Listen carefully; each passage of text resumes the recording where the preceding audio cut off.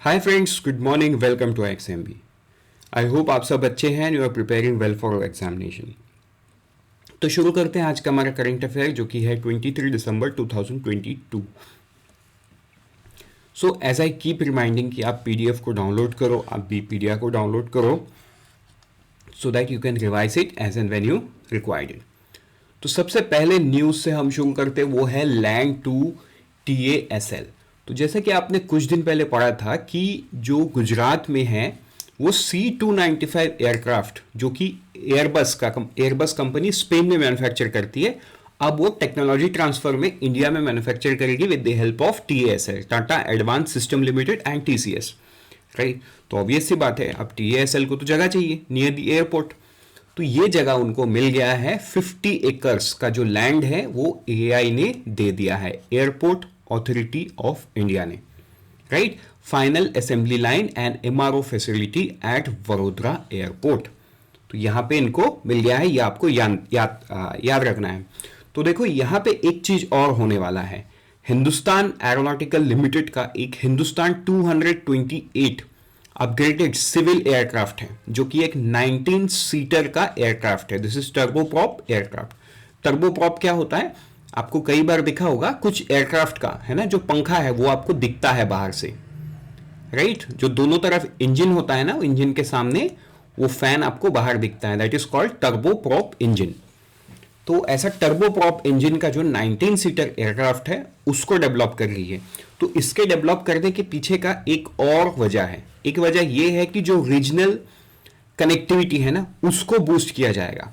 Simple सी बात है, आप एक चीज सोचो, आज अगर इंडिया में कोई मिलीनियर या बिलीनियर एयरक्राफ्ट खरीदता है अपने लिए प्राइवेट, तो obviously they prefer Boeing and Airbus, right. And Boeing and Airbus एक तो कॉस्टली है, ऊपर से उसमें इंपोर्ट ड्यूटी लगने के बाद वो और कॉस्टली हो जाता है। फिर एक फॉरेन कंपनी को इंडिया में मेंटेन करना, with again it's a difficult task. तो what Hindustan aeronautical limited and government is trying to do, government ने क्या किया, मतलब HAL ने क्या किया, CISR, उसके बाद national aerospace laboratory for design and development certification of 19 seat light transport aircraft सारस MK2, तो इनके साथ इन्होंने MOU कर लिया, सो दैट ये सर्टिफिकेशन एंड अप्रूव होने के बाद they can market and lifestyle maintenance of the aircraft. मतलब इसको उस सेगमेंट में भी प्रोजेक्ट किया जाएगा जहां पे लोग प्राइवेट एयरक्राफ्ट सारस MK2 को भी प्रिफर करने लगेंगे, apart from Boeing and Airbus, right. तो ये टू बहुत important news which you should know. एक है वडोदरा एयरपोर्ट में TASL को जगह मिल गया है for C295 military transport aircraft, ठीक है। और सारस MK2 को government is trying to project it in a different base for regional connectivity, ठीक है। बढ़ते हैं आगे हमारे नेक्स्ट न्यूज पे, वो है CEPA विद बांग्लादेश। तो देखो एज सच ये सिर्फ बात शुरू हुआ है, मतलब हमारे जो कॉमर्स मिनिस्टर है श्री पीयूष गोयल, इन्होंने अपने counter part mister Tipu Munshi, जो कि commerce minister government of Bangladesh के हैं, उनके साथ दिल्ली में मुलाकात की है। मुलाकात में बहुत सारे दो देश के बीच में बायलैटरल बातचीत होती है, and one of them being the discussion on comprehensive economic partnership agreement, ठीक है, एट एन अर्ली डेट। तो दोनों कंट्री अब CEPA के तरफ बढ़ रही हैं। तो अब एक आप चीज सोचो, CEPA के तरफ बढ़ के इंडिया को क्या फायदा होगा बांग्लादेश से, जबकि अगर हम देखें ना तो बांग्लादेश को शायद ज्यादा फायदा होगा, बट लॉन्ग टर्म में इंडिया को बहुत फायदा है, बिकॉज बांग्लादेश कुछ ऐसा प्रोडक्ट बनाता है जिसको अगर इंडियन मार्केट मिल जाए, so we would we as a citizen will have access to some quality product in a cheaper price point, ठीक है। एक सिंपल से मैं आपको एग्जांपल देता हूं, इंडिया में जितने भी बड़े ब्रांड्स हैं ना, जॉन प्लेयर्स हो गया, ठीक है, यूनाइटेड कलर्स ऑफ बेरिंगटन हो गया, तो ऐसे जो बड़े बड़े ब्रांड्स हैं जिनके बहुत बड़ी बड़ी शोरूम्स है, इनका मैन्युफैक्चरिंग पूरा बांग्लादेश में होता है। आप इनके कुछ भी कोट्स देख लो, मतलब जो टेक्सटाइल इंडस्ट्री बांग्लादेश का है दैट इज सो रोबस्ट, तो ये सारे कॉन्ट्रैक्ट मैन्युफैक्चरिंग करवाते हैं through Bangladesh, right. And also Bangladesh ने तो हमारा जूट इंडस्ट्री को ऑलमोस्ट खत्म करने के कगार में है, right, because of their policies, because of their geographical advantage. तो उसमें बहुत सारा बात है, उसको हम यहाँ डिस्कस नहीं कर सकते। However jute industry is affected by the by the Bangladesh jute industry, but yes अगर आपको जरूरत है समझने का, आप कमेंट सेक्शन में लिखो, we would obviously take it up, ठीक है। तो इस प्रकार से सीई पे बांग्लादेश के साथ बातचीत चल रहा है। बढ़ते हैं आगे, नेक्स्ट न्यूज में वो है हिल एरिया डेवलपमेंट प्रोग्राम। तो देखो, एक तो है ये जो हिल एरिया डेवलपमेंट प्रोग्राम है, ये ministry of development of north eastern region, इन्होंने शुरू किया था पायलट बेसिस पे सिर्फ 2 साल के लिए, 18-19 एंड 19-20, ठीक है।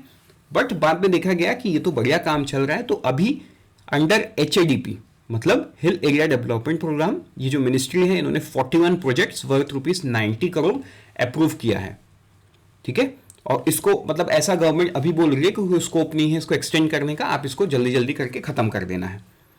So let's move to the next news, that is green building award. तो देखो UIDAI मतलब आधार, जिस ऑर्गेनाइजेशन मतलब जो ऑर्गेनाइजेशन आधार को मैनेज कर रही है, UIDAI unique identification authority of India, ये अपने सेगमेंट पे बहुत बढ़िया काम कर रही है। आपने देखा लास्ट 4 महीने से they are constantly winning the grievance redressal, ठीक है, इंडिया में टॉप कर रहे हैं। अब वो ग्रीन बिल्डिंग में अवार्ड में भी टॉप कर दिए, right. So you know they are actually managing well, वो अपने आप को बहुत सही प्रोजेक्ट कर रहे हैं।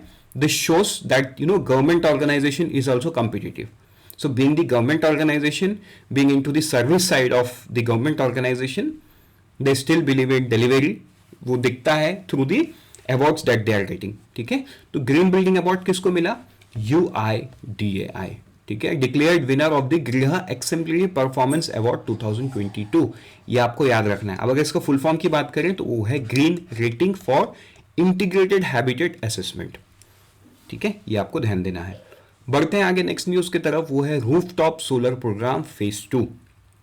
तो देखो, ये जो रूफटॉप सोलर फेज 2 है to extract green energy from the rooftop solar sector. तो ये programme envisages installation of 4000 megawatt of rooftop solar RTS capacity in the residential sector. A total of 7.3 gigawatt RTS capacity have been achieved till 30.11। तो 7.3 gigawatt ही achieve हुआ है, 4000 megawatt का ये है capacity है, ठीक है। सो पढ़ते हैं आगे नेक्स्ट न्यूज की तरफ, वो है लोन एग्रीमेंट।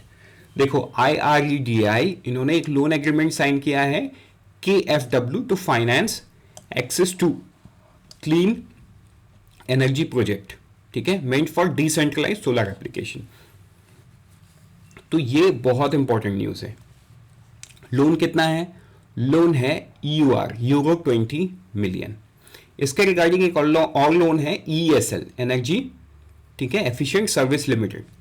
मतलब आपको याद होगा ये ESL वही कंपनी है जो इंडिया में सोलर नहीं, वो LED बल्ब का रेगुलेशन लाई है through government programmes. So ESL has signed loan agreement from multilateral agency ADB, Asian Development Bank, and bilateral agency KFW for decentralized solar and electric mobility. तो loan amount कितना है? Euro 20 million, ठीक है। ये 20 million को पूरा खर्च किया जाएगा 30 मार्च 2022 तक, ये आपको ध्यान देना है। बढ़ते हैं आगे नेक्स्ट न्यूज की तरफ, वो है QR code for LPG cylinder. तो देखो ये इंप्लीमेंट नहीं हुआ है, ये एक पायलट शुरू किया जाएगा एंड इसको करने वाला कंपनी कौन होगा? Indian Oil Corporation Limited at some plant. मतलब IOCL अपने पूरे है ना पूरे लाइनअप में इसको इंस्टॉल नहीं करेगा, इसको इंप्लीमेंट नहीं करेगा। It's only pilot for few of its plant. अब ये QR कोड सिलेंडर्स में क्यों लगाया जाएगा? ताकि प्रॉपर लोगों को मिले, right. Initiative has potential to resolve issue of pilferage, tracking, tracing and better inventory management of gas cylinder, ठीक है। QR कोड के थ्रू एक चीज तो गवर्नमेंट को हमेशा ये पता रहेगा कि उनका पर्टिकुलर एक सिलेंडर कहाँ पे है, राइट। अगर किसी के घर पे भी है तो वो भी समझ में आएगा गवर्नमेंट को, अगर वो किसी गोडाउन में है तो वो भी समझ में आएगा, राइट, बिकॉज वो हर एंट्री पॉइंट पे उसको QR कोड से स्कैन किया जाएगा। मतलब आप समझो IOCL के प्लांट में है, राइट, जब प्लांट से बाहर निकलेगा तो QR कोड स्कैन होगा, that will show that it is out to some some distributor के पास जाएगा, फिर से स्कैन होगा, मतलब दिखेगा हाँ ये पर्टिकुलर सिलेंडर जो है अब कहाँ पे है कि ये किसी डिस्ट्रीब्यूटर के पास है। अब ये डिस्ट्रीब्यूटर लूप होल यूज करके कई बार ब्लैक में भी सप्लाई करता है, जो शायद QR कोडिंग के बाद बंद हो जाएगा, बिकॉज अगर वो किसी को ब्लैक में सप्लाई किया तो ऑब्वियसली बात है वो आउटस्कैन नहीं करेगा। अब मान के चलो ये आउटस्कैन नहीं किया और 2 महीना या 1 महीना सिलेंडर इसके पास ही दिखाया, क्योंकि सिलेंडर तो अब भरा हुआ दिखाएगा उसके पास, तो IOCL फ्यूचर में इसको डिनाई करेगी, नहीं आपके पास तो सिलेंडर है already. So in this way using QR code the government is trying to stop the pilferage. अब सवाल यह है कि गवर्नमेंट इसको कैसे नहीं रोक पाती. देखो, everything government can not do, government can only do through technology. अब ये लोग जो डिस्ट्रीब्यूटर हैं ये करते कैसे हैं, गवर्नमेंट ने बहुत कुछ टाइट किया. ये लोग किसी ऐसे लोगों का कार्ड ढूंढते हैं, अब क्योंकि इनके पास सब कार्ड डिटेल रहता है, जिनका मतलब जो डिस्प्यूटेबल नहीं है, बहुत कम डिस्प्यूट करते हैं, राइट, उनके कार्ड पे ये सिलेंडर इशू किसी और को कर देती है, या इनके पास वो कुछ टेक्निक रहता है, राइट, जिसके थ्रू वो सारा काम करती है. मतलब this is easy at their end, they have achieved that thing. So ये QR कोड से शायद ये फ्यूचर में सही हो जाए. पढ़ते हैं आगे नेक्स्ट न्यूज की तरफ, वो है MOU साइन हुआ है NTPC limited and GE power. ठीक है, इन दोनों ने NTPC ये साइन किया है MOU to reduce carbon intensity from NTPC's cold fire unit. ठीक है, this partnership aims to demonstrate technology for firing high percentage of torrefied biomass in NTPC's coal-fired unit, methanol firing and ammonia firing. तो ये थोड़ा technical हो जाएगा चीज़ों को समझना, बट हम एक करंट अफेयर वीडियो में हमने समझा था, but let's not get into that technicalities because वो तो एकदम इंपॉर्टेंट नहीं है हमारे बैंकिंग एग्जाम के लिए. What is important is the MOU कि किसने किसके साथ किया. What is the objective? Objective is to reduce carbon intensity from NTPC's coal-fired unit. तो बढ़ते हैं आगे नेक्स्ट न्यूज की तरफ, वो है Alok Singh related. So Alok Singh will head the Air India's low cost airline. ठीक है, और ये न्यूज बहुत इंपॉर्टेंट है. देखो, जो टाटा ग्रुप है ना, वो टोटल 4 एयरलाइन को ऑपरेट करती है. एक है एयर इंडिया, एक है एयर इंडिया एक्सप्रेस, एक है एयर एशिया इंडिया, एक है विस्टारा. ठीक है, सो अभी ये कंसोलिडेशन एक्सरसाइज शुरू हो गया है. Air India Express and Air Asia India will merge into single and low cost airline. ठीक है, Vistara 2 will be merge with Air India creating a single full service carrier, लेकिन ये बाद में होगा. मतलब अभी विस्टारा टाटा ग्रुप और सिंगापुर एयरलाइंस के साथ ज्वाइंट में है, तो सिंगापुर एयरलाइंस का अप्रूवल आ गया है. So probably in future Vistara and Air India मर्ज हो जाएगा और एयर एशिया और एयर इंडिया एक्सप्रेस मर्ज हो जाएगा. Means Tata group will again manage 2, एक होगा लो कॉस्ट, एक होगा फुल सर्विस, जो कि एयर इंडिया होगा. Right, so very important news. बढ़ते हैं आगे नेक्स्ट न्यूज की तरफ, वो है डिफेंस प्रोक्यूरमेंट. तो जो डिफेंस एक्विजिशन काउंसिल है, जिसको जो डिफेंस मिनिस्टर राजनाथ सिंह है उन्होंने हेड किया है, he have approved to purchase some what we can say, मतलब लॉन्ग रेंज मिसाइल है ना, बहुत सारा चीज मिलिट्री के लिए. Number of military platform weapons including light tanks, anti-ship missiles, long-range guided bombs at a cost of 84,328 crore. तो इसमें हर कोई शामिल है. मतलब यहाँ पे जो भी परचेस किया जाएगा, ये आर्मी के लिए कुछ परचेस किया जाएगा, एयरफोर्स के लिए कुछ, नेवी के लिए कुछ एंड कोस्ट गार्ड के लिए भी कुछ परचेस किया जाएगा. The total cost is 84,328. With this we are come to the last news of the day. That is, आपने ये मूवी तो देखा ही होगा, RRR, जो बहुत पॉपुलर हुआ था. इस मूवी का एक बहुत ही गाना Naatu Naatu, this has entered into the 2013 Oscar Awards in the Best Original Song category. अब अगर जीत जाता है, this will be a biggest boost to the Indian film industry and as well as the local Telugu film industry as well. ठीक है, अगर हम movie की बात करें तो जो गुजराती फिल्म चेलो शो है, वो भी शॉर्टलिस्ट हुआ है best international feature film category में. ठीक है, तो ये 2 नाम आपको याद रखना है, Naatu Naatu and Chhello Show. So friends, with this we are done. Let's meet tomorrow morning once again. Till then unfold your potential with IXMB. All the best for all the exam that you are preparing, and always remember, IXMB helps you prepare 50% faster.